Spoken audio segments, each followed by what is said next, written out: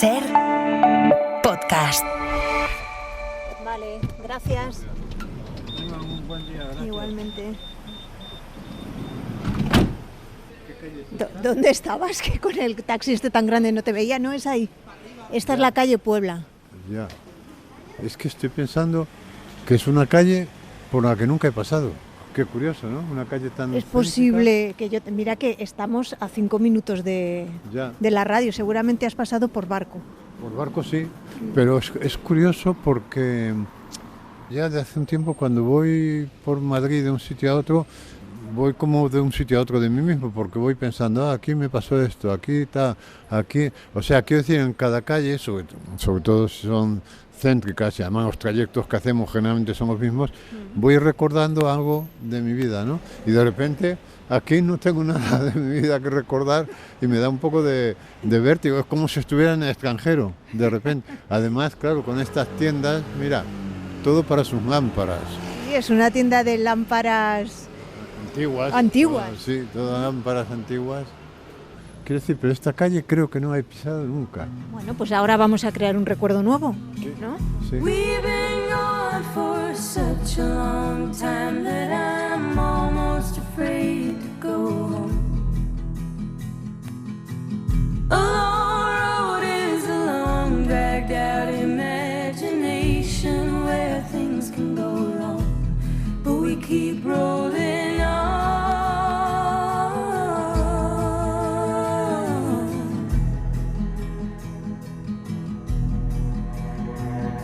No, doctor, but if I was guessing, I'd say it was just growing pains.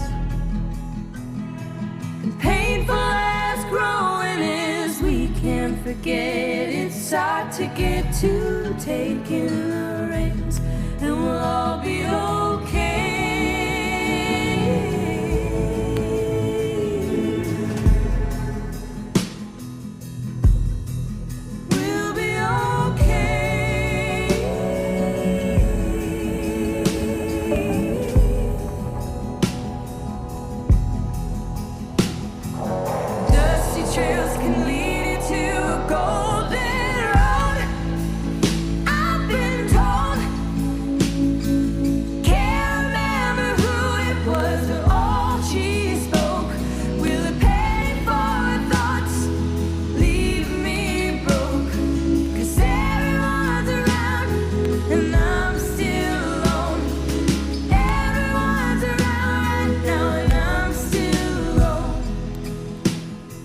Juanjo Millás, ¿cómo estás? Buenos días. Hola Javier, buenos días. Pues me ha gustado mucho esto que contabas porque es verdad, es un sentimiento que tenemos cuando vamos por un barrio que nunca hemos pisado, por ejemplo, ¿no? Sí. Hay algo conocido, sabes que es tu ciudad, no cuando estás en el extranjero porque te sorprende incluso la arquitectura, ¿no? Pero sí es la sensación de estar fuera de tu sitio, ¿no? Una calle por la que nunca has pasado. Claro, es que cuando llegas a cierta edad es curioso, ¿no? Que yo el otro día tuve que hacer un recorrido en taxi por muchas partes de Madrid, ¿no? Por razones personales. Y entonces empecé a pensar, aquí me ocurrió esto, aquí conocí a tal, aquí salí con esta chica, aquí... O sea, en todas partes, porque era más o menos un Madrid por el que si has vivido tantos años como yo, es raro que no hayas pasado, ¿no?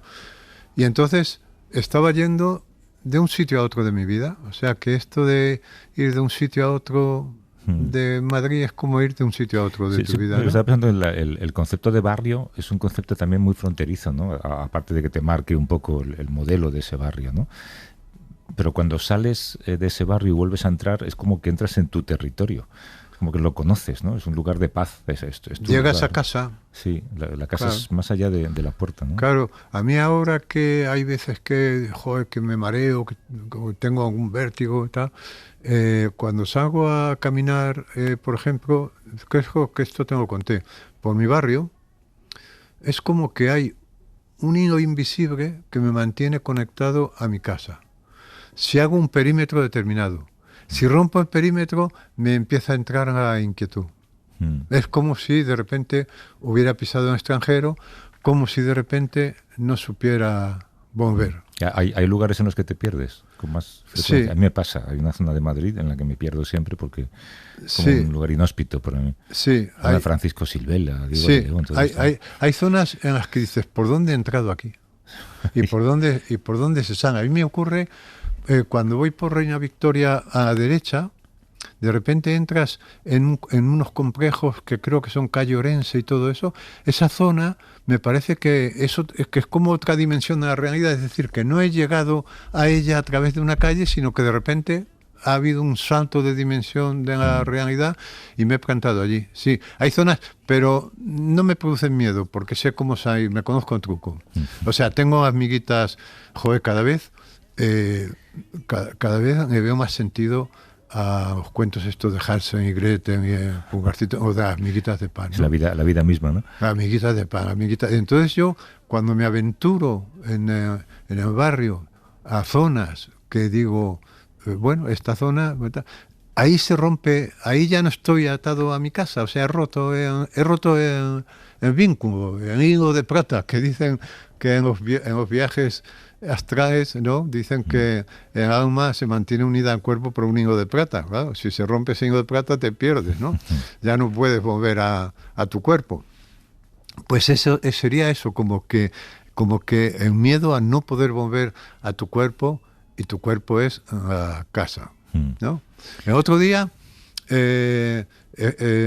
esto te contaba, ¿no? Que el viernes estuve comiendo relativamente cerca de por aquí y terminé a las 5 así y digo, voy a ver si está Paqui en la radio y volvemos juntos al barrio.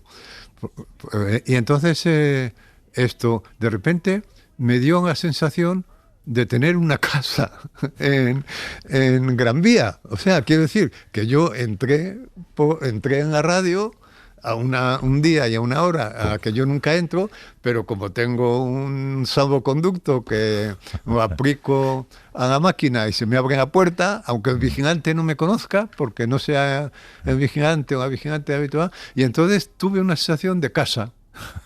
Está bien, está bien. De casa. Entonces, pero esto a medida que pasan los años se va acentuando porque cada vez te da más miedo a alejarte de casa porque cada vez estás más inseguro. Mira, hay un detalle que es curioso, ¿no? Yo antes salía a pasear, pero antes, te digo, hace poco relativamente, ¿no? Para que veas desde la pandemia los años que yo me he echado encima, ¿no? Y a mí no se me ocurría coger la cartera. Iba con el móvil, eso sí. Pero ahora me voy a pasear, me voy a caminar y cojo la cartera. Por miedo a... Si me pasa algo, la documentación, que sepan a dónde llamar, ¿no? O sea, pero fíjate, es curioso esto, ¿no? Son amiguitas de pan, ¿no? Estaba pensando esto que decías de venir a la radio en horas que no son las tuyas. Claro, es como estar en una casa a una hora en la que nunca estás. Y me ha recordado cuando de pequeño te pones malo y no vas al colegio y de repente estás en casa un martes por la mañana y yo recuerdo pues eso, estar en una casa que yo no conocía, un día laborable, sin que estuvieran pues los conocidos habituales, sin la situación habitual, ¿no? Era como decir, esta casa es la mía, pero este sitio no es el mío. Pero es otra casa. Es verdad que en la casa a determinadas horas, a mí eso me pasaba mucho, porque además yo enfermaba con cierta frecuencia porque tenía muchas anginas, ¿no? Y como las anginas dan fiebre, pues esto me lo he contado muchas veces, pero a mí es que tenía la particularidad, no sé por qué, de que cuando caía enfermo me llevaban a la cama de mis padres, o sea, no pasaba el día en mi cama, sino no sé si porque era más cómodo para mi madre, los cuidados o lo que sea, pero pasaba el día en la cama de mis padres. ¿Y eso te encantaba o no? Sí, pero me producía extrañeza también, ¿no? O sea, era una cama, yo suelo decir, oceánica, es decir, para mi tamaño. Yo podía bucear, ir hasta los pies buceando y regresar. Y luego enfrente tenía el armario de 3 cuerpos. ¿Pero recuerdas que te gustara ponerte malo? Sí, me gustaba mucho. Y oía la radio a las horas. Conozca a sus vecinos. Había un programa que se llamaba Conozca a sus vecinos. que era un programa en el que alguien tenía alguna habilidad que cantaba, por ejemplo, bien, y los vecinos no lo sabían, entonces iba a cantar. Buena idea. Pero un buen título, conozca a sus vecinos, ¿no? Lo recuerdo. ¿A ti qué te sugiere ese título ahora? No, pues me parece que podría ser un programa de hoy. Usted no conoce que su vecino del tercero B es mago. Su vecino del tercero B es mago y no usted sé si no quiero sabe. saberlo. Tiene estas habilidades y usted no lo sabe, ¿no? No, estaba, sí, era... Y luego yo un programa especial para gente huraña. Cuando notas mucho que en la casa no es en la misma casa todo el día, es cuando te levantas de noche. Te levantas a las 3 de la madrugada y vas a la cocina, por ejemplo, recorres la casa y tú tienes sensación de intruso. Tú vas como despacio y tal, pero esa precaución con la que vas es porque tienes la sensación de estar metiéndose en un territorio que no es tuyo, porque a esa hora la casa es de los fantasmas. A esa hora tú tienes que estar en la cama. La casa está compartida. ¿Pero tú has visto fantasmas? Yo fantasmas... Pues yo creo que de niño sí he visto algún fantasma, sí. De niño sí, bueno, pero de niño es normal. Bueno, el otro día me contaste que viste uno. ¿Cuándo? El de tu perro, ¿no? Ah, bueno, no, a mi perro cuando se murió estuve viendo mucho tiempo, sí. Pero bueno, eso era por inercia visual, digamos, ¿no? Sí, pensabas que se te cruzaba. Hombre, sí, o sea, después de muerto durante mucho tiempo, yo de repente lo veía, pero generalmente lo veía pasar con la zona periférica del ojo, ¿no? Decía que pasaba de un lado a otro de Saúl y anda ya, y inmediatamente, pero yo creo que era la costumbre de verle, veía una mancha marrón. Yeah. Sí, pero bueno, es una especie de fantasma que no estaba fuera, estaba dentro, estaba en mi cabeza, pero vete a saber los fantasmas dónde están, ¿no? Seguramente están todos dentro. Mira, yo me acuerdo un día que yo debía tener 7 o 8 años y vivíamos en la Prosperidad, en la calle Canillas, y era una casa, era un caserón de 2 pisos y desván. Y entonces mi madre me mandó que fuera al piso, estábamos abajo, que estaba en la cocina, y mi madre me mandó que fuera arriba por algo, y era de noche ya. Y entonces yo, de esto que vas chaval, de chaval que vas corriendo a todas partes, ¿no? Yo además tenía una moto imaginaria. Me decían, Juanjo, vete a la... Yo creo que la sigues teniendo. Irritaba mucho a mis padres con esto, porque decía, Juanjo, vete a la... Y yo cogía la moto imaginaria y decía, brum, brum. Qué coñazo de niño. Me daba la patada al arranque, brum, brum, brum, brum. O sea, estaban hasta los huevos de mi moto, porque iba a todas partes en moto. Bueno, no, pero el caso es que salí corriendo por hacer el trabajo rápido y subí corriendo y subí las escaleras de 2 en 2, de 3 en 3, a oscuras. Y de repente vi delante de mí una sombra, era de noche, estaba a oscuras, pero vi una sombra en esa oscuridad, un grumo de oscuridad, que subía al mismo ritmo que yo. Me di la vuelta, bajé y me dijeron, ¿qué te ha pasado? Porque me vieron una palidez mortal. O sea, yo aparcaste la moto y miraste. No iba en moto, iba andando. Porque la moto no subía las escaleras. Y entonces, no era de trial todavía. No. Y entonces, ¿qué te ha pasado, Juanjo? Yo no podía ni hablar. O sea, del susto que tenía. Y entonces, claro, me vieron tan asustado que creyeron que realmente había alguien en casa y subieron, encendieron la luz, miraron todas las habitaciones, no vieron nada. ¿A qué fantasma estaba fuera dentro de mi cabeza? Nunca lo supe. Y otro asunto así, un poco paranormal de mi infancia, que yo creo que te he contado, son así 2 cosas que recuerdo, que un día jugando al lado de mi casa ya todo era descampado, y jugábamos mucho en unos terraplenes, ¿no? Pero terraplenes que jugábamos a escalar, a hacer montañismo, como se llame, ¿no? A hacer escaladas. Y tal, que eran paredes verticales, de tierra, ¿no? Y yo un día me caí desde de arriba, que no te sabría decir la altura que tenía, porque no te la sabría decir, pero era alto. Y yo me caí. Y justo cuando estaba, yo creo que a medio metro de tocar en suelo, me frené como si fuera una pluma, ¿no? Y caí. Lo recuerdo, esas cosas que se te quedan, ¿no? Yeah. Alguien me sujetó, algo me sujetó. Bueno, sabes que no pasó, ¿no? No, pasó. No. Pasó. Mi percepción es que pasó. Claro, tu percepción. O sea, esa percepción no me la quita nadie.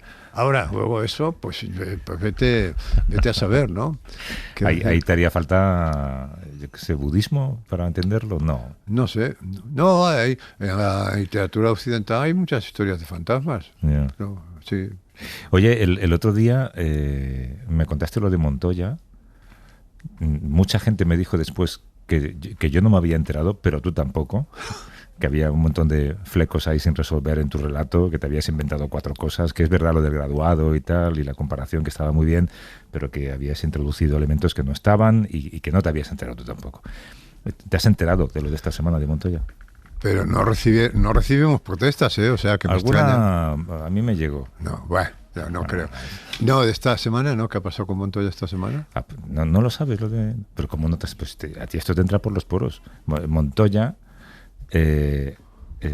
ya no está en la Isla de las Tentaciones, ya. Y ahora está en Supervivientes. ¿En otro programa? Otro programa. O sea, va a hacer todo el recorrido ahora, sí. Claro.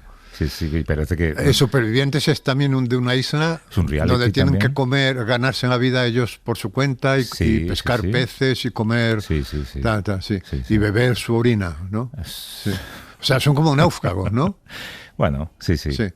¿Y qué tal me va ahí? No tengo ni idea. O sea, pero no sabes cómo ha encajado entre los... Me lo acaban de contar y me han dicho que te lo cuente. Mira. Pero bueno, secreto por secreto, ¿a que tú no te has enterado de lo del penalti de Julián? Sé que ha pasado algo, pero no sé muy bien. Bueno. Me lo vas a contar, ¿no? Te voy a contar. Bueno, pero primero, tampoco te habrás enterado de que Piqué ha llorado. Sí, de eso me he enterado. Hemos hecho varias bromas sobre el asunto, ¿no? Lo que no sabemos es por qué ha llorado. Sí. Porque ya sabes tú que uno a veces llora viendo una película de Tony Jerry y dice, ¿y por qué estaré llorando yo, no? Y otras veces llora porque las comisiones no eran lo suficientemente altas, ¿no? Sí, bueno. Fíjate, yo creo que el llanto de Piqué no tenía que ver con lo que estaban discutiendo. No, yo creo que era un llanto retroactivo, pero bueno, no me voy a enterar. Esto no. Era el llanto de graduado, ¿no? En la escena final. Era un llanto, sí, no sé. En fin. Bueno, pero... No, explícame lo del penalti. Venga. Bueno, pues resulta que jugaron el Real Madrid y el Atlético, partido de enorme competencia, ¿no? Porque es lo que llaman un clásico, ¿no? Un derbi, ¿no? Un derbi, esto es un clásico. Y entonces iban, por lo visto, empatados. Y la cosa se iba a dilucidar con un penalti que lanzó Julián, que es un jugador que creo que es argentino, pero que juega en la... ¿Sabes? Seguro que se llama Julián. Julián, sí. Julián, creo que seguro, sí. No, sí, yo... Sí, Julián. Bueno, ¿y entonces qué pasó? Que tiró el penalti y lo metió, pero lo anularon por un tecnicismo, que es que por lo visto tocó el balón 2 veces, disparó, que es como fusilar 2 veces, como disparar 2 veces, o sea, tocó el balón una vez, que no se puede, o sea, cuando tiras a puerta de penalti solamente puedes tocar el balón una vez. Si rebota en el portero, ya puede tirar otro. Pero, bueno, entonces hubo un escándalo enorme porque se dijo que se aplicaba la normativa con un rigor excesivo, porque no había tocado intencionadamente, no sé si había resbalado o tal, y luego además se discutía si lo había movido, porque si no lo mueve tampoco. Pero bueno, el caso es que todo esto pues ha sido muy bueno para alimentar la conversación de la semana. No solamente la conversación de la semana, sino la idea del Atlético como equipo maldito, el malditismo, ¿no? Uh-huh. Que también funciona, ¿no? Frente a los señoritos del Real Madrid. Alguien me dijo el otro día, si este gol se hubiera anulado al Real Madrid, la que habría armado. Porque claro, se supone que Florentino tiene un poder... Florentino puede llamar a Trump si quiere. Puede llamar a Trump y puede anular el partido si quiere, ¿no? Y entonces esto alimentado la leyenda del Atlético de Madrid como Atlético maldito, perseguido por la vida, por los árbitros. ¿Por qué me estás contando todo eso? Por devolverte en favor. Tú me has contado ¿Cómo se llamaba el portero? O de Montoya. El portero no sé cómo se llamaba. ¿Y en qué estadio se jugaba? ¿En el de Real Madrid? No, se jugaba, no sé, porque es relativamente cerca de mi casa, en el Atlético. Y bueno, y esto de disparar 2 veces tiene su aquel, ¿no? Porque te dices, ¿y con cuál? Es decir, ¿cuál fue el toque definitivo para meter el gol? ¿El primero o el segundo? Es decir, porque tú sabes que... Pero perdona, ¿todo esto tú lo has visto? ¿O tú lo has oído? ¿Cómo...? Es que a ti no te interesa el fútbol. Hombre, no, pero yo... Te ha permeado, esto te ha permeado. Me ha permeado. Pero lo has visto, ¿has ido a buscar las imágenes o te lo estás todo imaginando en la cabeza? No, vamos, lo he oído y tal. Y luego además en otro día comí con Gonzalo Suárez, que a mí me gusta hablar mucho con Gonzalo Suárez porque yo no entiendo nada de fútbol, pero tiene un discurso sobre el fútbol. Que Gonzalo Suárez, sabes que por cierto, acaba de publicar un libro curioso, se llama La historia de las cabezas cortadas. El caso de las cabezas cortadas, que es un cómic que tiene la particularidad de que cada viñeta es una página. Y es un texto muy breve, una edición muy bonita. Bueno, los fetichistas de Gonzalo Suárez deberían tenerlo. Bueno, el caso es que Gonzalo Suárez, tú sabes que fue, a él no me gusta nada que se diga esto, pero que fue una especie de hijastro de Engenio Herrera. Porque la madre volvemos al fútbol otra vez, ¿no? La madre de Gonzalo se separó en una época en la que era muy difícil, muy raro esto de separarse, pero se separó de su marido y estuvo, no sé si casada, pero vivió muchos años con Engenio Herrera, el mítico entrenador de fútbol, ¿no? Y entonces yo siempre he dicho a Gonzalo que ha tenido 2 figuras de autoridad, ¿no? Como 2 padres que eran muy distintos. Él acepta esto a medias, ¿no? Porque el padre biológico de Gonzalo era un profesor de instituto, así como Machado, era un estudioso de la literatura francesa y sobre todo de François Villon, era un especialista. Y entonces era un hombre que te lo imaginaba siempre recogido en su mesa de trabajo, estudiando a François Villon, que por cierto creo que se ahorcó François Villon. Y mientras que Engenio Herrera era todo lo contrario, era un hombre de mundo y tal, en fin. Pero Engenio Herrera me mandaba a Gonzalo a ver partidos como ojeador, para que me contara cómo jugaban, y entonces él se hizo un experto. Y entonces una de las cosas que me recordaba el otro día, que es buenísima, es que el primer consejo que me daba Engenio Herrera cuando mandaba a ver un partido a Italia o a Francia, donde fuera, ¿no? Era no mires el balón, nunca mires a donde está el balón, nunca hay que mirar a donde está el balón. Esto es fantástico porque Gonzalo dice que esto a él le ha venido de cine para su literatura y para su cine y para la vida. Nunca hay que mirar donde está el balón, hay que mirar donde se está generando el espacio. Claro, yo a veces he visto muy pocos partidos de fútbol, pero a veces he intentado verlos así como dice Gonzalo que hay que verlos, ¿no? Como decía Engenio Herrera, no mirar donde está el balón, que es donde mira todo el mundo, sino mirar... Pero por la tele, la cámara siempre apunta a donde está. No, pero tienes espacios ahí también, la cámara juega con planos más abiertos, ¿no?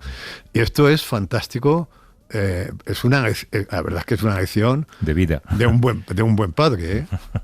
Nunca mires... Entonces estábamos hablando...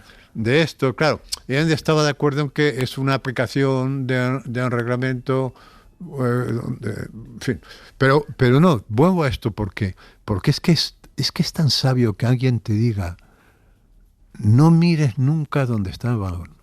Es un consejo de vida. Es que es brutal, ¿no? Me acordaba yo de este consejo que yo también doy a veces cuando he dado clases de escritura y tal, que es lee la novela no atendiendo a la peripecia argumental, sino atendiendo a lo que el narrador está diciendo de sí mismo. Es decir, pero el narrador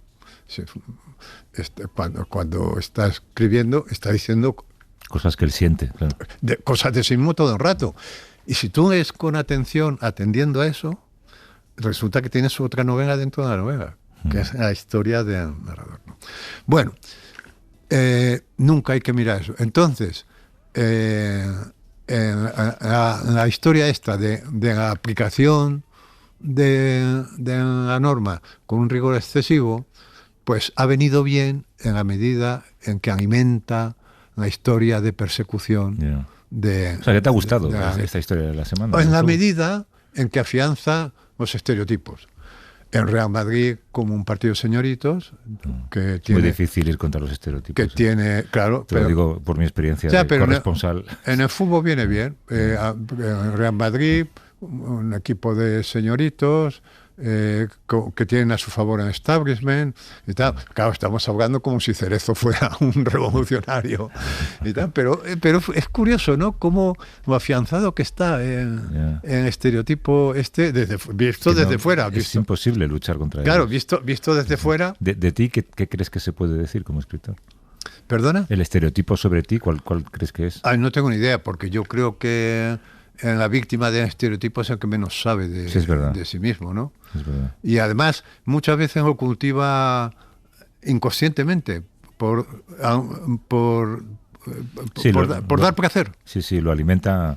Lo alimentas simplemente para dar la razón. Sí. Esa historia está siempre que contamos de los antropólogos, ¿no? Bueno, ¿cómo quedó el partido entonces? ¿El resultado? Bueno, perdió... Por ese penalti.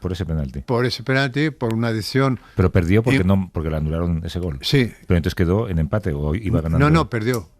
Perdió porque creo que era esto que llegan al final empatados y hay una tanda de penaltis, me parece. Y entonces, claro, perdió con un escándalo, pero que fíjate qué pacífico es el ser humano, que no se quemaron calles ni nada. Y en otro día yo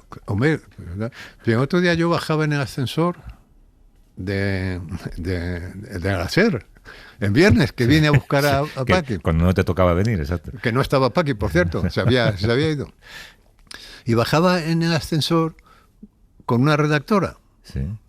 Bajaba en el ataúd, además, porque... El ascensor ataúd. En el ascensor ataúd, porque al ver que había otra persona me atreví. El ascensor ataúd, hay que decir que tenemos 2 ascensores, uno de ellos está recubierto de tablones de madera desde hace meses.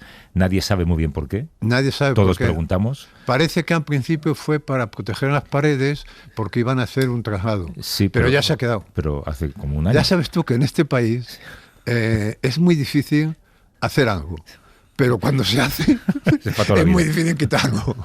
O sea que no hay momento para que deje de ser un ataúd. Y es un ataúd. Siempre que llego yo, cuando está abajo, me asomo, me doy a un botón a octavo para que suba solo y que baje otro. Sí. Y siempre la vigilante o el vigilante que hay siempre me dice, hay mucha gente que no puede subir en ese ascensor. Bueno, el caso es que bajaba con una redactora que coincidía en ese momento.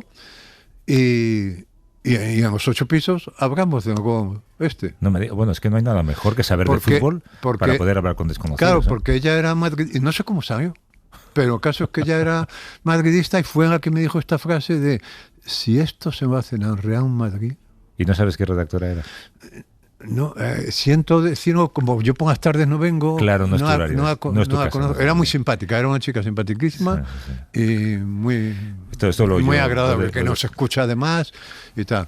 Y entonces dijo, si esto se va a hacer a Real Madrid... Y tal. Pero ya sabes, entonces tú tienes que tener ese comodín siempre en tu manga, que es el de sacar un tema de fútbol. Para ilustrarme, para que me enseñen.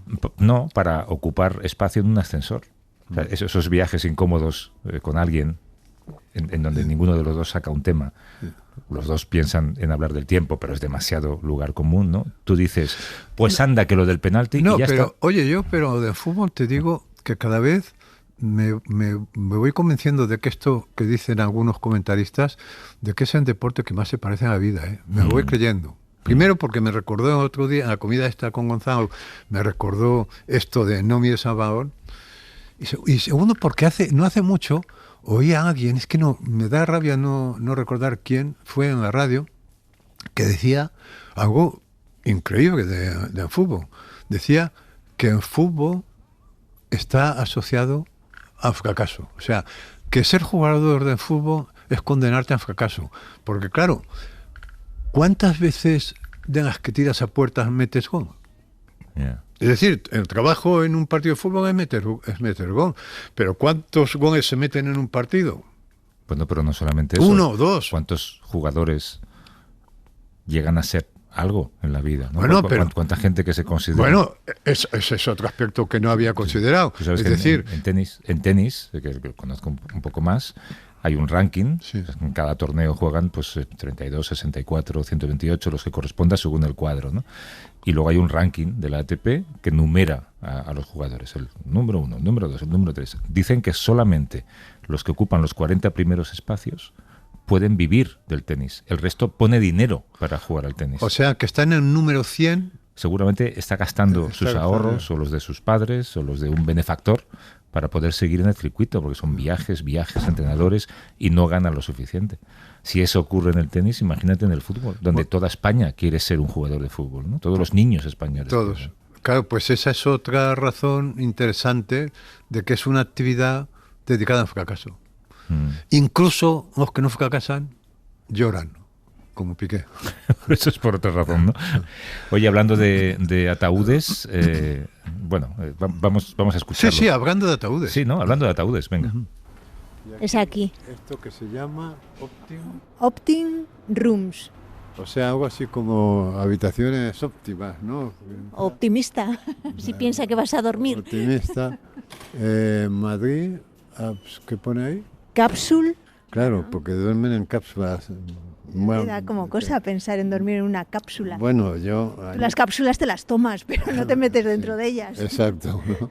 Porque cápsula además suena a viaje espacial, ¿no? Porque en las películas, en los viajes espaciales, la gente duerme en cápsulas, ¿no?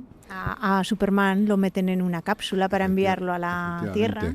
Y estos que para dormir los 20 años mientras viajan a un planeta El lejanísimo. planeta de los simios, Eso iban es. también en cápsulas. Eso es, que luego se despiertan igual de jóvenes que se durmieron y cosas así, ¿no? Oye, si eso te lo hacen aquí. Sí. Buenos días. Iker, Esperad abajo si queréis. ¿bajamos por aquí? ¿A qué huele? Pues yo casi diría comida, ¿no? ¿De comida? Y la decoración no sé a qué obedece, o sea, quiero decir, no sabría ni describirla. Una nave espacial. Sí, algo de nave espacial, efectivamente. Todo evoca, incluso el ascensor, esas formas redondas. Luego, Oye, ¿y estas plantas son de verdad? Es plástico, sí. Pero está bien hecho, ¿eh? ¿Ves? Si esto es la cocina, yo creo que de ahí venía el Está en olor. la zona común. Hola, buenos días. Hola, perdón que os interrumpamos. ¿Tú te alojas aquí por ocio, por trabajo? Por turismo. Sí, vinimos a conocer Madrid 2 días y nos quedamos acá. ¿Has dormido ya? Sí. Bien, bien. Y otros estuvimos en cápsulas como esta en otros países, así que nos gusta, es como un espacio básico, pero tienes todo lo que necesitas ahí para salir. Ya. ¿Y cuánto cuesta? No sé, como 50 euros. 40 euros. 40, 45 euros. No es tan barato. No, pero en general el precio es como 80, 100 o mucho más. ¿En un hotel o...? Sería más. Sí, ¿De dónde eres? de Brasil. Ujú. Bueno. ¿Y sueles utilizar entonces este tipo de alojamientos, de cápsulas? Sí, siempre que vamos a estar como un periodo corto de tiempo en una ciudad, lo buscamos esta opción. ¿Y el mejor en el que has estado? En Japón. Sí, general. El origen. Sí, estaba con un montón de tecnología y todo, estaba muy lindo. En general esto se ve muy parecido a lo que vivimos en otras partes. ¿Y no te resulta raro dormir así en un espacio tan pequeño? No, ahora no más. La primera vez sí, pero ahora está bien. Y es una experiencia diferente también. Chiquito. ¿Se puede cocinar? Sí, cocinar y todo. Tiene creo que la cocina, pero hay un microondas y ¿cómo lo llaman aquí? Una hilera, sí. Es suficiente, como se puede calentar agua y todo. Aquí, vamos a ver. Bueno, sí, efectivamente hay un par de microondas, unas pilas para lavar los cacharros. Esto será la nevera, ¿no? Será la nevera, quizá. Como en un piso compartido, cada uno mete Aquí no está, lo no suyo. está, pero Un plátano bueno. macho. Este plátano se podría vender en arco, ¿eh? Una tortilla. Una tortilla. Anda, que si vienes a España a probar la gastronomía y te comes una tortilla de estas precocinadas, no sé yo. Hola, ¿qué tal? La cosa es que esto hace unos años, ¿a quién se me ocurriría hacer cápsulas para pasar la noche? Que esto funcionaría, ¿no? Claro, esto yo no sé si es una progresiva deshumanización o un progreso, ¿no? Es como buscar la cueva prehistórica para dormir. Cada vez vamos reduciendo más. Sí, luego puedes pasar el día aquí. Si tú vienes de turismo, aquí no pasas el día. Pero si te da, bueno, sí, porque estás saliendo y tal, pero bueno, puedes pasar unas horas, pero si te das cuenta, esto está pensado para que la gente no pase mucho tiempo, pues no es confortable. Es práctico. Hola, eres Iker, ¿qué tal? Soy Paqui y él es Juanjo. ¿Cómo estás? ¿Qué tal? Bien. ¿Qué tal la primera impresión? Sorprendido, no sabría decir. Estamos pensando si estamos en una nave espacial. Tengo que es ese de nave espacial, ¿no? De cosa futurista. En principio se buscaba el mismo concepto estético, o sea, que no salieras de las cápsulas y que pareciera otro lugar distinto, ¿no? Entonces, por eso seguimos con la estética de la nave espacial.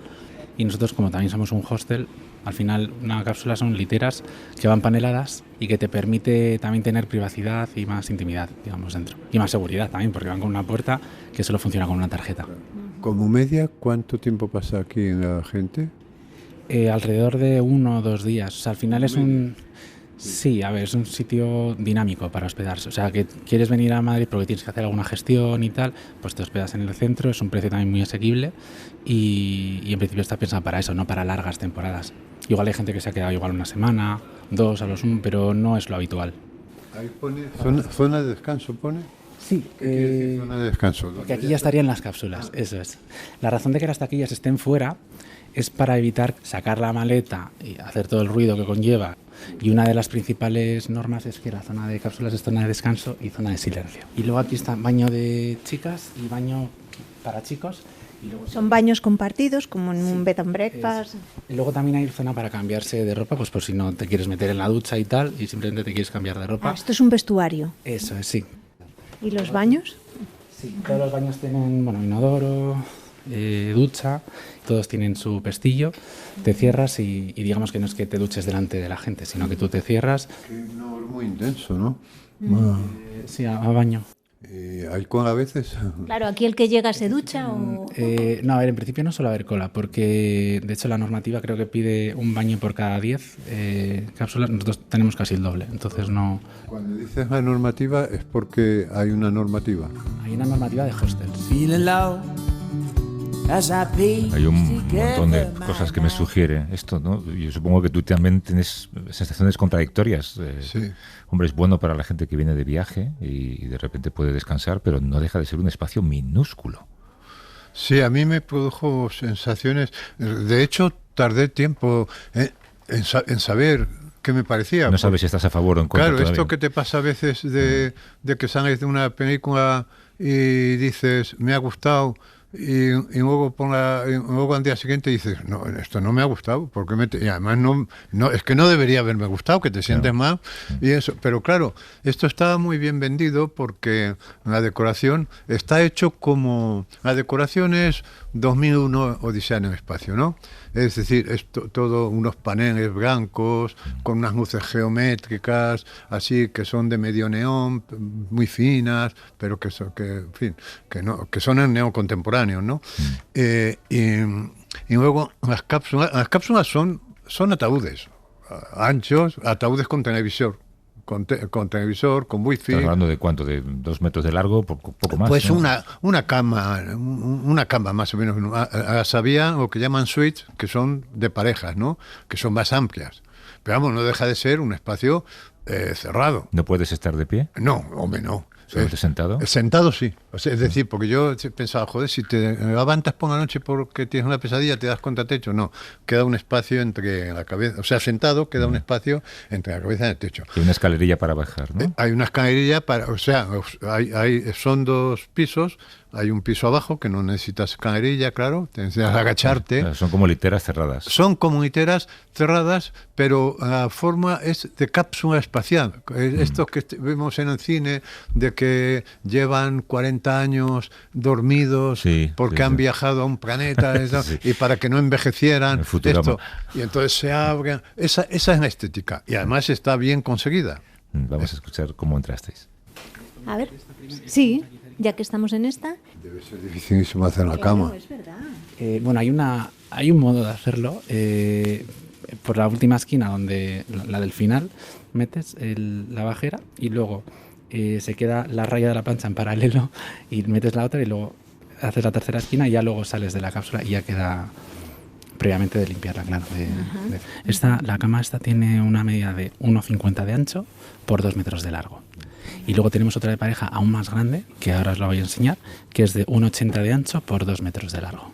Bueno, para que los oyentes, hemos entrado en un pasillo que tiene de ancho 1,20 y a cada lado hay cápsulas, 2 pisos, que son 2 pisos de cápsulas, unas cápsulas abajo y otras arriba.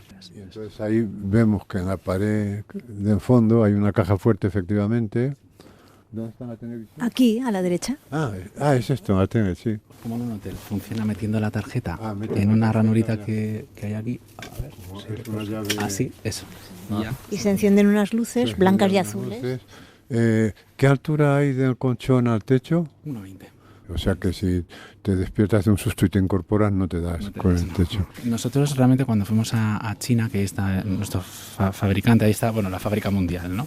La fábrica mundial de cápsulas. En general de todo, pero sí, de cápsulas también. Estas cápsulas están hechas en China. Están diseñadas aquí, las hemos diseñado nosotros, pero están fabricadas en China, sí. Y nosotros fuimos a la fábrica y tienen varios modelos, ellos ya prediseñados, pero no había ninguno que nos convenciera mucho porque a mí me daba la impresión de que lo traía aquí, la gente no iba a diferenciar si era una cápsula o era una lavadora, porque algunos eran muy pequeños. Al final los estándares asiáticos son distintos a los europeos. Y entonces el cierre cierras y tú desde dentro puedes cerrar. Ahora ya no se hace. ¿Sabes qué ha pasado? Que él había metido la tarjeta para encender y tú has cerrado y se ha quedado la tarjeta dentro. Nada, porque mi compañera Yurmari me va a dejar la suya y nos va a abrir. Yurmari, aquí no puedes meter nada. Botellas de agua, pero bebidas oscuras, o sea, como gaseosa, café, cosas así. ¿Y comida tampoco? Y comida tampoco, para eso están las zonas comunes.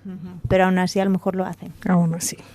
Una vez nos encontramos con que un señor metió un pescado dentro de una cápsula, un pescado que acababa de asar y encima, o sea, es que encontramos escamas del pescado durante 2 días. Entonces, y una cosa, ¿el aire?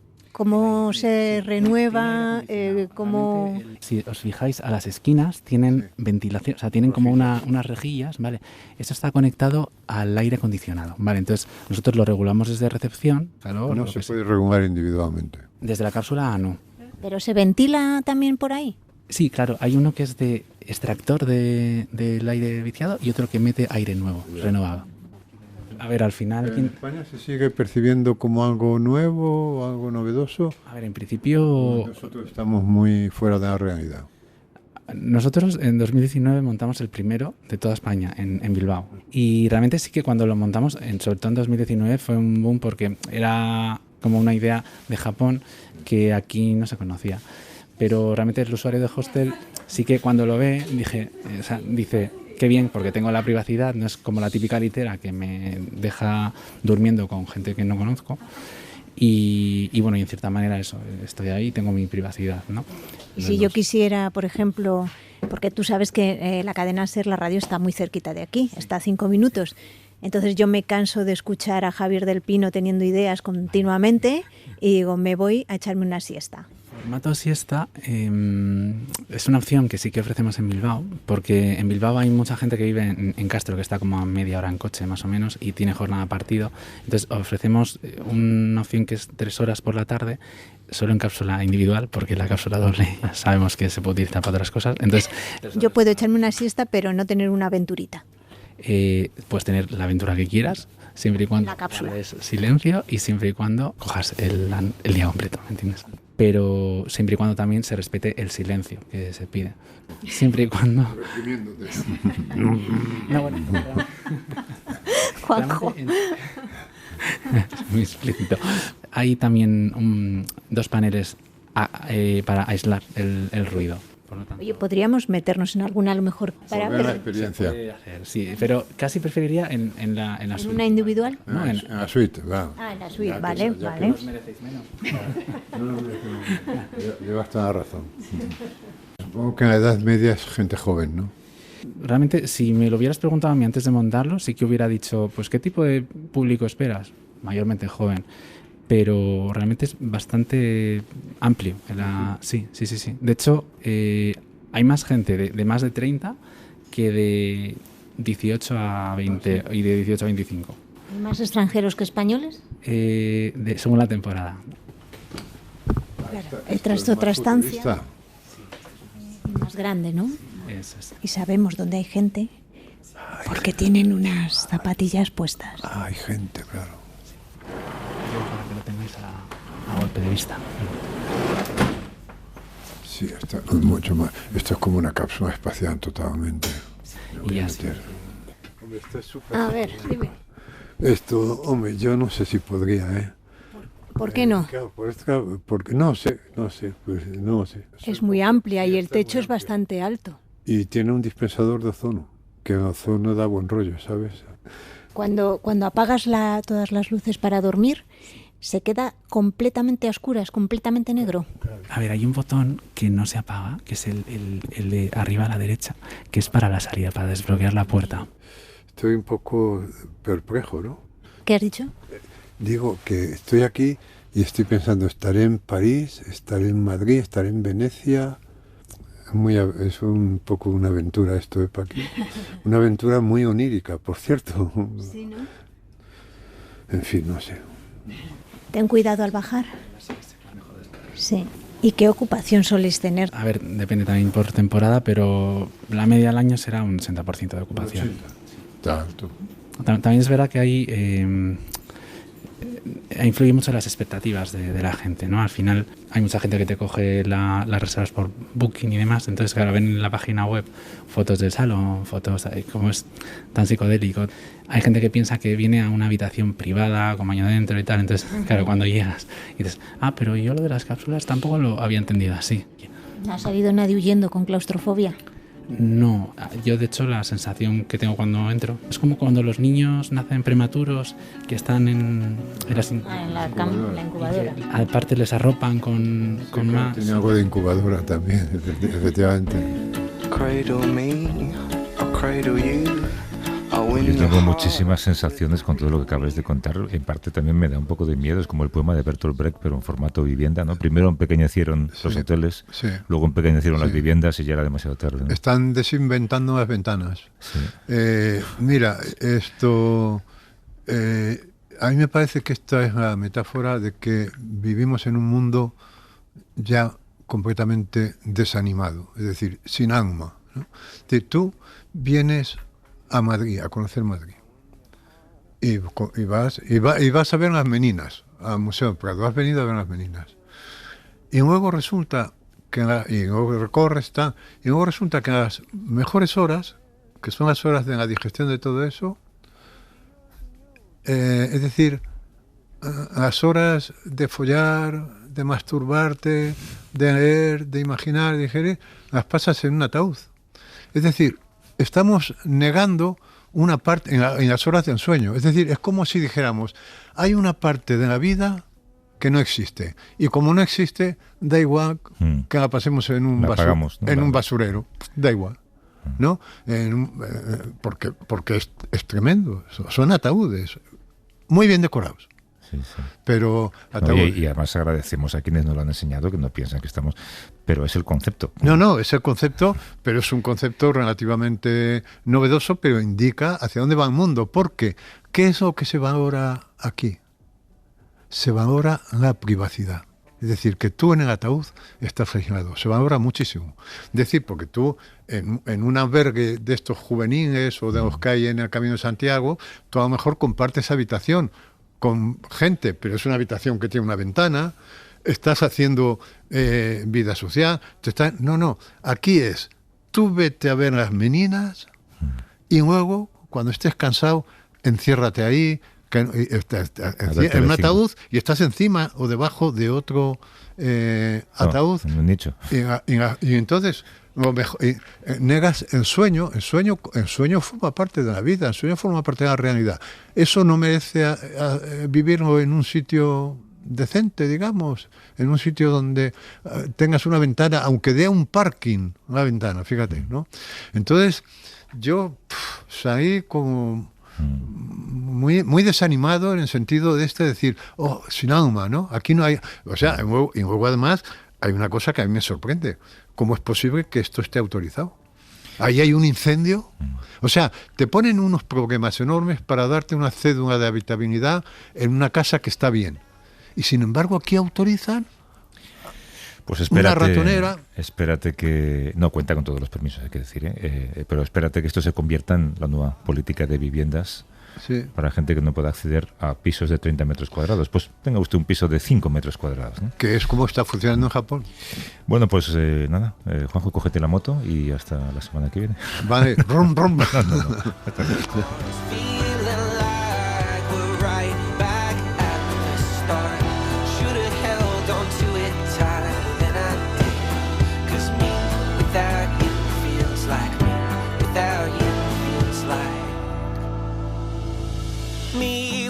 Pues muchas gracias. ¿Está lloviendo? No sé, pero habían anunciado para esta hora. No, todavía no. ¿Hacia dónde vamos? Hacia ahí y luego a la derecha. ¿Qué te ha parecido? Pues no sé, claro, es un... Yo, a lo mejor esto es un poco antipático, pero al principio cuando hemos entrado en la primera estancia de cápsulas, me ha recordado en esas películas donde en las salas de los forenses guardan a los cadáveres. En las neveras, ¿sabes? Evoca un poco eso también, quiero decir, que del mismo modo que evoca la cápsula espacial, claro, puede evocar eso. Pero me desconcierta un poco, ¿no? Me desconcierta un poco hacia dónde nos dirigimos, ¿no? Mira, ya estamos en Desengaño, ya estamos en la radio. Pues sí, no sé. Pues yo tampoco sé.